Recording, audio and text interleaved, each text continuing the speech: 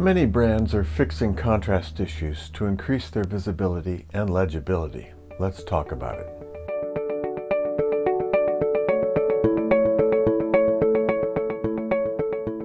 Contrast is rooted in value, and every color has a value.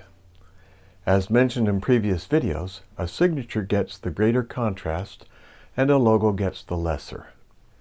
The minimum contrast of a logo should not be lower than 40% difference from its background, and a signature's contrast should not be lower than 60% difference from its background. This is true regardless of whether it is a positive or reversed identity. Yellows only work well on dark backgrounds. They do not give enough contrast on light or white backgrounds. Whatever motivates the designer to break this principle will evaporate into insignificance if the identity cannot be easily seen. Yellows can only be used for very simple shapes. For logos, the lighter the yellow, the greater the need for a simple design, such as National Geographic or Synchrony logos. However, a straight process yellow, none of those shown here, is completely unsuitable on white backgrounds as its equivalent is only about 10%, definitely insufficient contrast for any kind of legibility. A signature is useless if it cannot be read. And for this reason, a signature needs a minimum contrast of 60% with its background.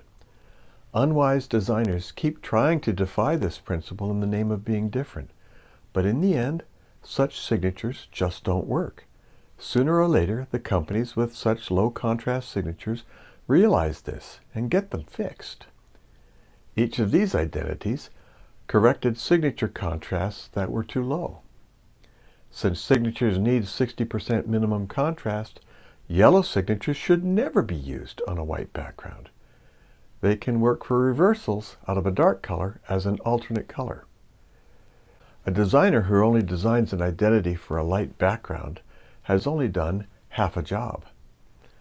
Every identity should be able to be reversed out of a dark background. For these situations, an alternate corporate color may be employed to ensure enough contrast. The identity for trunk is a good example.